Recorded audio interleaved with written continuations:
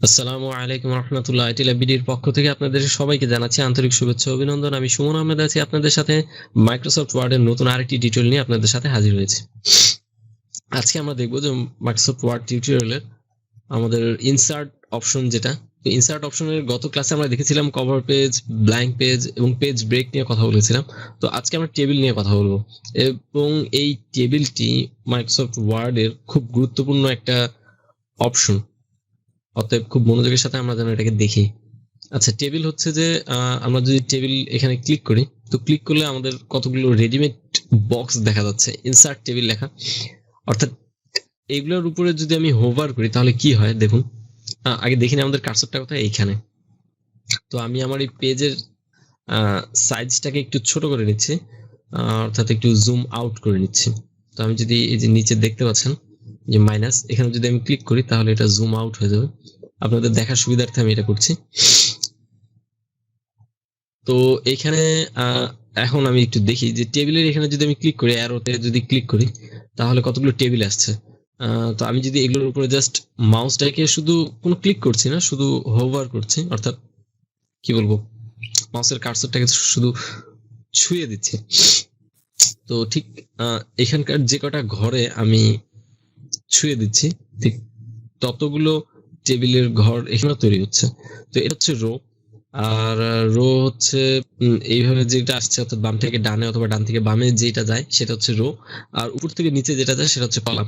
তো আমি যদি এখানে একটা কলামের সাথে মাউসের কার্সর ছুঁয়ে রেখেছি, যার জন্য একটা কলাম এসছে। আমি যদি দুটো দেই তাহলে দুটো, চারটা, পাঁচটা, ছয়টা, সাতটা, আটটা। তো এই হচ্ছে বিষয় যে এখন এখন আমি ক্লিক করিনি, যদি ক্লিক না করি, যদি বাইরে চলে আসি তো এগুলো সব চলে যাবে। আর যদি আমি ক্লিক করি, অর্থাৎ মাউসের বাটন যদি প্রেস করি, তাহলে যেটা হবে সেটা হচ্ছে যে এখানে টেবিল হয়ে যাবে। তো আমি মাউসের বাটন প্রেস করছি, তো এখানে কতগুলো টেবিল চলে এসছে। এখানে টেবিলের এই উপর থেকে নিচে যেটা, এটাকে কলাম বলে, আর বাম থেকে ডানে যেটা আছে এটাকে রো বলে, আর এগুলো প্রত্যেকটাকে এক একটাকে সেল বলে।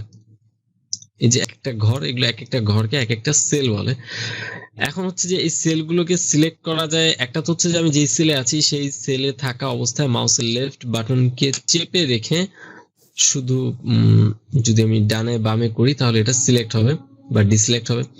যদি আমি চাই যে সমস্ত রোটাকে, অর্থাৎ এই রোটাকে আমি একবারে সিলেক্ট করব, তাহলে রো থেকে অর্থাৎ টেবিল থেকে বের হয়ে সামান্য একটু যদি বামে যাই, আর তখন দেখবো মাউসের কার্সরটা অন্যরকম হয়েছে। আপনারা খেয়াল করুন, এইখানে আমার মাউসের কার্সর ইনসার্ট পয়েন্টে আছে, এইখানে আমার মাউসের কার্সরটা একটু অন্যরকম ভাবে আছে, অর্থাৎ তার উপরের সরু মাথাটা বাঁ দিকে হেলে আছে। কিন্তু যখনই আমি টেবিলের বাম পাশে যাচ্ছি তখন আমার মাউসের কার্সরের যে উপরের সরু মাথাটা এটা ডান পাশে হেলে থাকছে। তো এখন হচ্ছে আমাকে রো সিলেক্ট করার অপশন দিচ্ছে। আমি যদি এখন এখানে ক্লিক করি তাহলে সম্পূর্ণ রোটা সিলেক্ট হয়ে যাবে, এবং আমি যদি ক্লিক করে ধরে রেখেই নিচে ড্র্যাগ করতে থাকি অর্থাৎ টেনে দেই তাহলে পুরো টেবিলটাই সিলেক্ট হয়ে যাবে। আচ্ছা, এটা হচ্ছে গেল হচ্ছে আমার রো সিলেক্ট করার অপশন। এখন যদি আমি চাই যে এটা হচ্ছে সিঙ্গেল রো সিলেক্ট করার ক্ষেত্রে আপনারা যেটা দেখতেছেন আমি যেটা করছি সেটা হচ্ছে মাউসের লেফট বাটনকে ক্লিক করছি, যখন এইভাবে কার্সরটা আসছে পরিণত হচ্ছে তখন জাস্ট সিঙ্গেল সেলকে সিলেক্ট করার জন্য এটা। আচ্ছা, এখন যদি আমি চাই সম্পূর্ণ কলামটাকে সিলেক্ট করবো, তো জাস্ট কলামের উপরে মাউসের কার্সরটাকে নিয়ে গেলেই এরকম ডাউন অ্যারো হয়ে আসবে।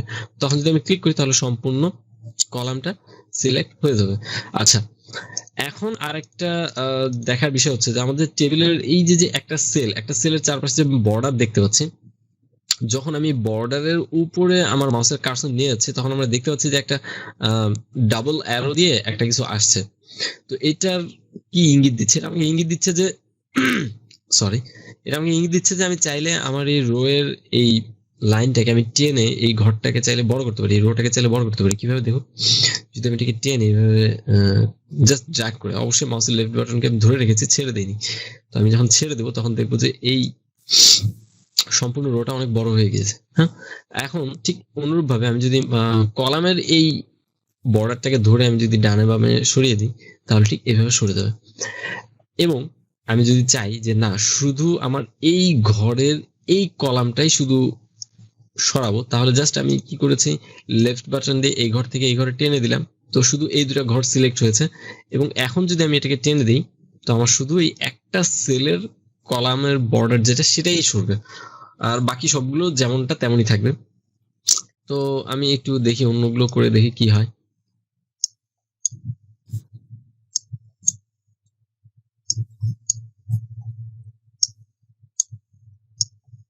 আচ্ছা, যদি আমি সিলেক্ট না করি তাহলে কি হবে দেখুন।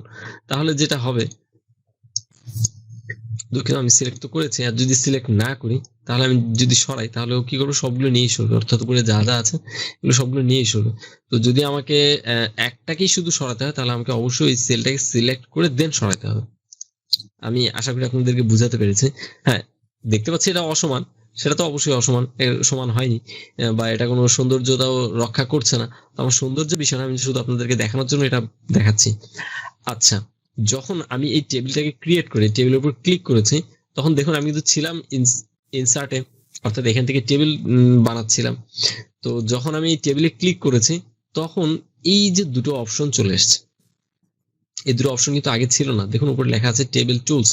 আমি আরেকবার আপনাদেরকে দেখাচ্ছি, আমি জাস্ট এই টেবিলটাকে একটু কাট করে নিই। কাট করতে হয় কিবোর্ডের যে অপশন, যে কি দিয়ে আমি আপনাদেরকে বলেছিলাম, আবার বলেছি, কন্ট্রোলকে চেপে রেখে এক্স চাপতে হবে, তাহলে এটা কাট হয়ে যাবে। যদি এইভাবে আপনাদের কষ্ট হয় বা প্রথম প্রথম বুঝতে অসুবিধা হয় তাহলে আপনারা রাইট বাটন ক্লিক করুন এবং এখানে কাট লেখা আছে, এটাতে ক্লিক করে জাস্ট এটা কাট হয়ে গেল। দেখুন আমার টেবিল যখন চলে গিয়েছে তখন এখানকার অপশনও চলে গিয়েছে, অর্থাৎ এই অপশনটা নাই। তো আমি যদি আবার পেস্ট করে দিচ্ছি, কাট করে রেখেছিলাম, পেস্ট করছি, কন্ট্রোল চেপে ভি চাপলেই আবার চলে আসবে। তো চলে এসছে। দেখুন বন্ধুরা, আমি যখন এখানে আবার টেবিলের উপর যখন ক্লিক করবো, এখন কিন্তু টেবিলের উপরে আমার কোনো সিলেকশন নাই, মাউসের কার্সরটা বাইরে আছে, যার কারণে এই অপশনটা এখন আসেনি। যখনই আমি টেবিলের উপর ক্লিক করব তখনই আমার এই দুটো অপশন চলে আসবে। তো এই দুটো অপশন যে এসছে, তো আমরা দেখি যে এই দুটো অপশনে কি আছে।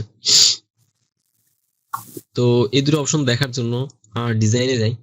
তো ডিজাইনে যাওয়ার পরে দেখতে পাচ্ছি টেবিল স্টাইল অপশন, এখানে টেবিল স্টাইল অপশন, এইখানে কিছু আমার রেডিমেড টেবিল রয়ে গিয়েছে। তো মূলত এগুলো হচ্ছে রেডিমেড ডিজাইন দেওয়া, আর এই ডিজাইনগুলোর অপশন সম্বন্ধে এখানে দেওয়া। তো মূলত এই ডিজাইনগুলো তেমন একটা প্রয়োজনীয় কাজে আসে না, আমার এখনো আসেনি। আমার সবচেয়ে বেশি যদি এখানকার কোনো টেবিলের ডিজাইন কাজে এসেছে, তো আমার জন্য হচ্ছে এই ডিজাইনগুলো একমাত্র কাজে এসেছে, অর্থাৎ 1 2 3 3 নাম্বার সারির ডিজাইনটা একটু যা কাজে এসেছে। এছাড়া অন্যান্য ডিজাইন আমার তেমন একটা দরকার হয়নি কখনো। আপনাদের দরকার হলে আপনারা দেখতে পারেন, খুব কঠিন কিছু না, এটা হচ্ছে খুব সহজ, যে আপনারা চাইলে এখান থেকে ডিজাইনগুলোকে দিয়ে দিতে পারবেন, রেডিমেড ডিজাইন। আর চাইলে এই ডিজাইনগুলোকে আপনারা মডিফাইও করতে পারবেন এখান থেকে, এবং চাইলে আপনাদের টেবিলকে ক্লিয়ার করতে পারেন। নিউ টেবিল স্টাইল যদি আপনারা চান নতুন করে টেবিল স্টাইল ক্রিয়েট করতে, তাহলে সেটাও এখান থেকে দিতে পারবেন। আচ্ছা, তো এখন হচ্ছে যে আমার মূলত এই ডিজাইনে আমার যাওয়ার যদিও ইচ্ছা নাই, আপনাদের দেখানোর জন্য শুধু একটু দেখিয়ে দিই। যে ধরুন আমি এই ডিজাইনটাই সিলেক্ট করলাম, তো আমাকে এই ডিজাইনটা দেখিয়ে দিচ্ছে। এটি হচ্ছে হেডার, যার পর একটা মোটা বর্ডার দিয়ে দিয়েছে যাতে করে বোঝা যাচ্ছে যে এটা একটা হেডার, আর তারপর এগুলো হচ্ছে আমার কাজ করার জন্য সেল। এখন এই ডিজাইনটাকে যদি আমি এডিট করতে চাই তাহলে কি করতে পারি, মডিফাই টেবিল স্টাইল। যদি আমি টেবিল স্টাইলে যাই, আপনারা দেখে নিন, এখানে হচ্ছে নেম, টেবিলের নাম, যে ডিজাইনটা করা হচ্ছে সেই ডিজাইনের নাম এটা। Style type table, style based on table normal, অর্থাৎ নরমাল টেবিল ছাড়াও এখানে আরো অনেক টেবিল আছে, আমি চাইলে এগুলো যে কোনো একটা অ্যাপ্লাই করতে পারি। তো দেখি যদি ওকে দিই, তো কোনো পরিবর্তন নাই, কারণ হচ্ছে ডিজাইন ওটাই আছে। এখন হচ্ছে আমি মডিফাই টেবিল স্টাইলে যাই আবার। এখানে হচ্ছে আমার ক্যালিব্রি অর্থাৎ বডি টেক্সট স্টাইল, যেটা আমরা আগেও দেখেছি। এটা হচ্ছে টেক্সটের সাইজ কত কি হবে না হবে, এটা হচ্ছে বর্ডার বোল্ড করবে, এটা হচ্ছে ইটালিক করবে, আন্ডারলাইন করবে, এন্ড অটোমেটিক। আচ্ছা, এখানে হচ্ছে অটোমেটিক কিছু কালার দেওয়া আছে, অর্থাৎ টেক্সটের কালারটা কি হবে সেটাই দেওয়া আছে। আচ্ছা, ওকে। এন্ড দেন এখানে হচ্ছে টেবিলের বর্ডারটা কেমন হবে, যদি আমি এটাকে সিলেক্ট করে দিই তাহলে এমন মোটা হবে। তারপর হচ্ছে অটোমেটিক বর্ডারের কালারটা যদি চেঞ্জ করতে চাই তাহলে সেটা এমন হবে। অল বর্ডার্স, আচ্ছা আমি চাচ্ছি অল বর্ডার্স, অল বর্ডার্স। আচ্ছা, অল বর্ডার্স দিলে হবে কি, চারপাশে অর্থাৎ একটা সেলের চারপাশের বর্ডারটাই এরকম কালার হয়ে যাবে। আর যদি শুধু আমি নিচেরটা দিই অর্থাৎ বটম বর্ডার, তাহলে শুধু নিচের বর্ডারটার কালার এমন চেঞ্জ হবে। আচ্ছা, এন্ড দেন হচ্ছে এখানে কালার, থিম কালার। আচ্ছা, থিম কালারটা যেমন আছে তেমনই থাক, এটা আমরা পরে আসছি।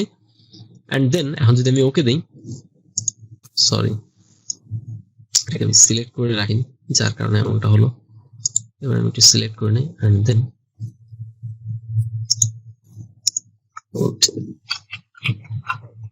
আচ্ছা, খুব সম্ভবত এখানে কোনো একটা সমস্যা হচ্ছে, তো যার কারণে ডিজাইনটা চেঞ্জ হচ্ছে না।